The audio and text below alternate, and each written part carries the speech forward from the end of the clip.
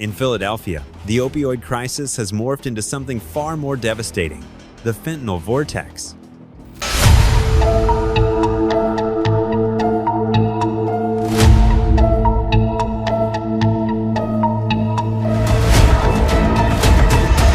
I'm trying my best to hold my composure, stand up straight. My legs, and getting pins and needles in my feet and my legs. I keep doing this. I got a bad headache. Beneath the trembling tracks of the L, Philadelphia's forgotten heart beats slow and heavy.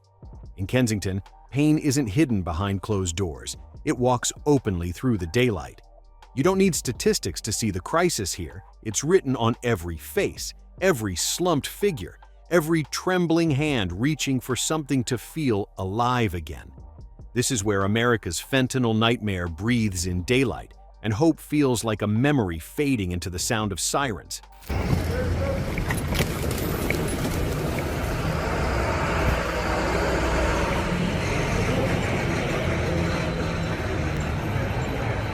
This place wasn't always like this.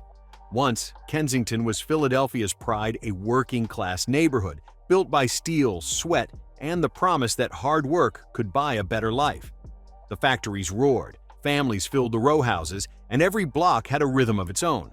But when the factories closed, the rhythm stopped. The city shifted upward, and the people who built it were left at the bottom. The working class that once powered Philadelphia became the forgotten class, and what followed wasn't just decline, it was starvation of opportunity. Kensington's, to me, is like being stuck in hell. It's an open-air drug market. It can be served any drug that you can think of. You get anything you want up here. As jobs disappeared, survival took their place. Desperation doesn't happen overnight. It grows quietly, slowly, one lost paycheck at a time. The pharmacies filled the gap left by purpose. A bottle of pills became the new comfort, the new cure, the new trap. Doctors called it medicine. Corporations called it profit. The people just called it relief, until relief turned into dependency. When the prescription stopped, the pain didn't. That's when the street took over. Heroin came first, then fentanyl, stronger, faster, and unforgiving. Philadelphia, once the heart of the American dream, has now become a city of the walking dead. By the time the rest of America looked, Kensington had already become something else entirely, an open-air morgue disguised as a neighborhood. Every block tells a story that ends the same way: addiction, collapse, and silence. Walk through the streets and it feels like time froze somewhere between survival and surrender. Bodies lean against walls, eyes stare without seeing. The smell of decay mixes with fried food from a nearby stand, like normal life trying to pretend it still exists.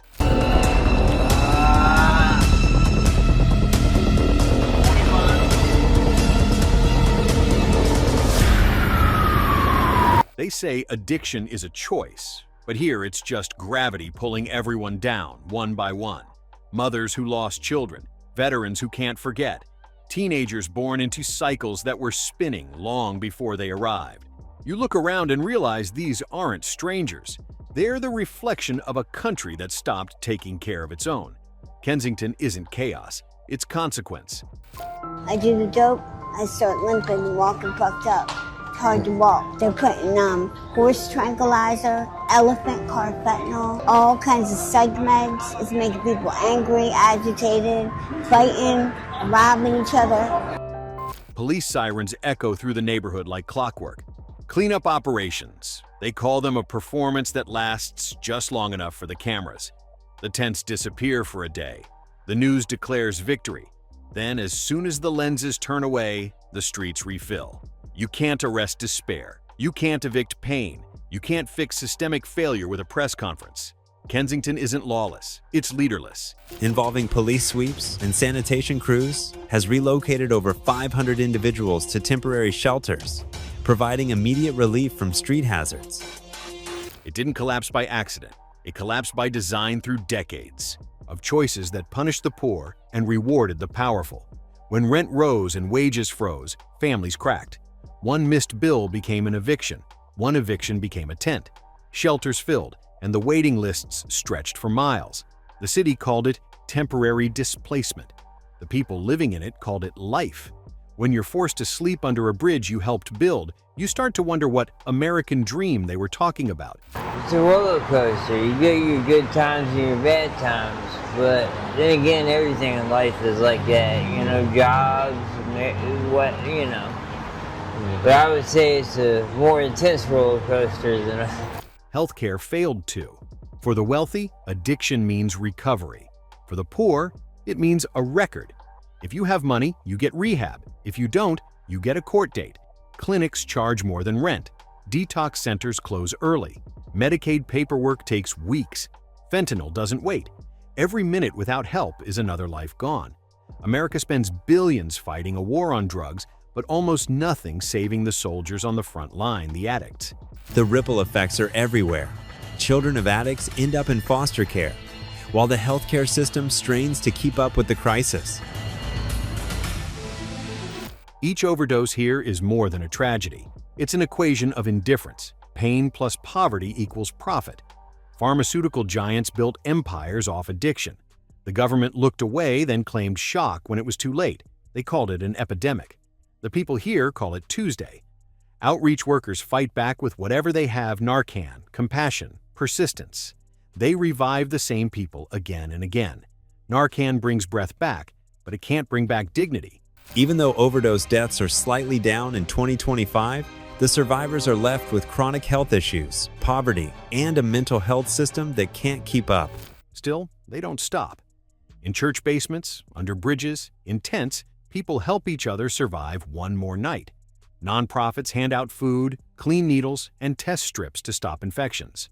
Programs like Prevention Point save lives one dose at a time. The city's Office of Homeless Services shelters thousands, but demand outpaces capacity. There's never enough funding, never enough beds, never enough time.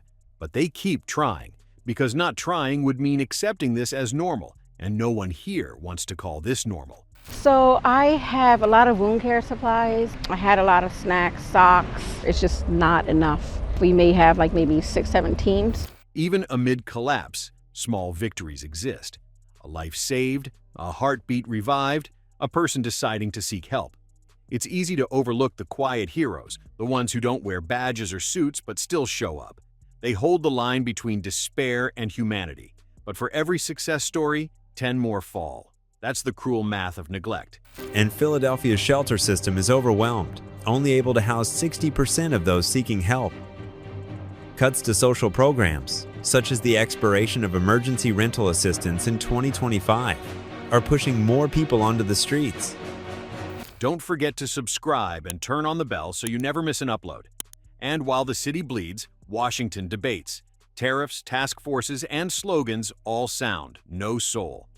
In 2024, the DEA's Operation Last Mile seized 27,000 pounds of drug precursors from Mexico, traced to Chinese suppliers.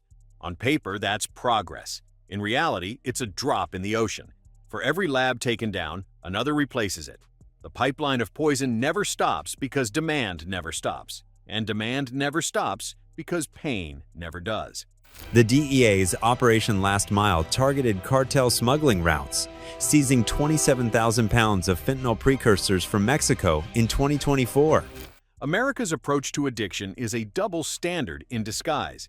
In rich zip codes, it's a health crisis. In poor ones, it's a criminal issue.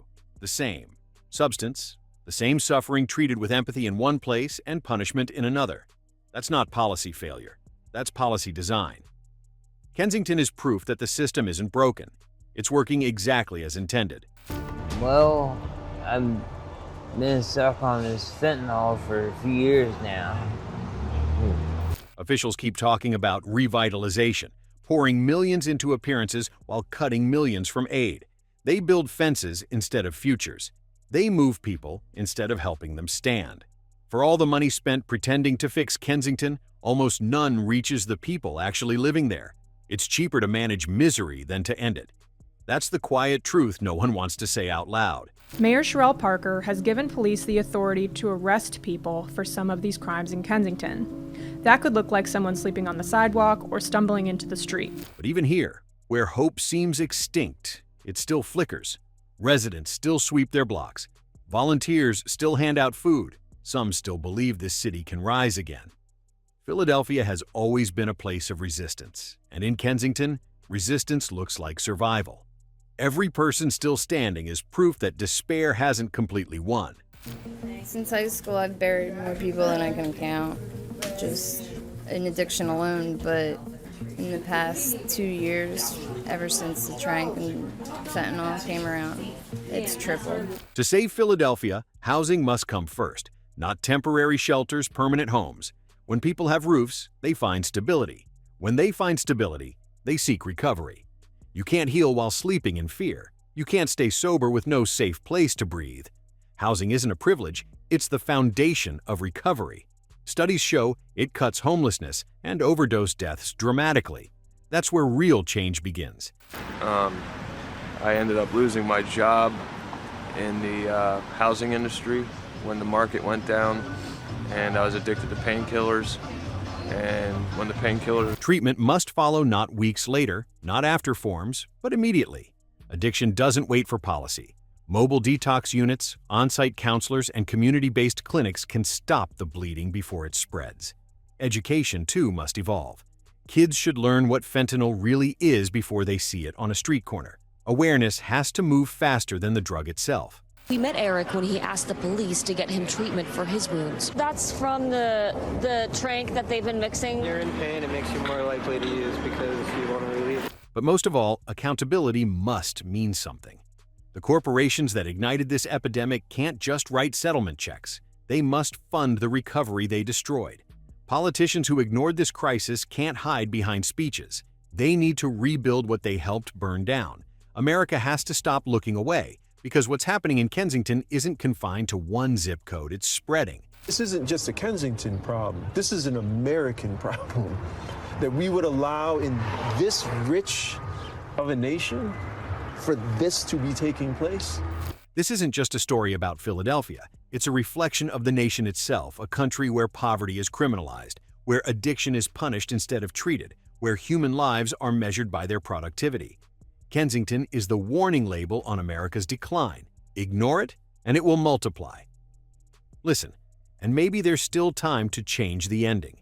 All of us are involved with this, and that this isn't about residents versus folks who are struggling with substance use disorder.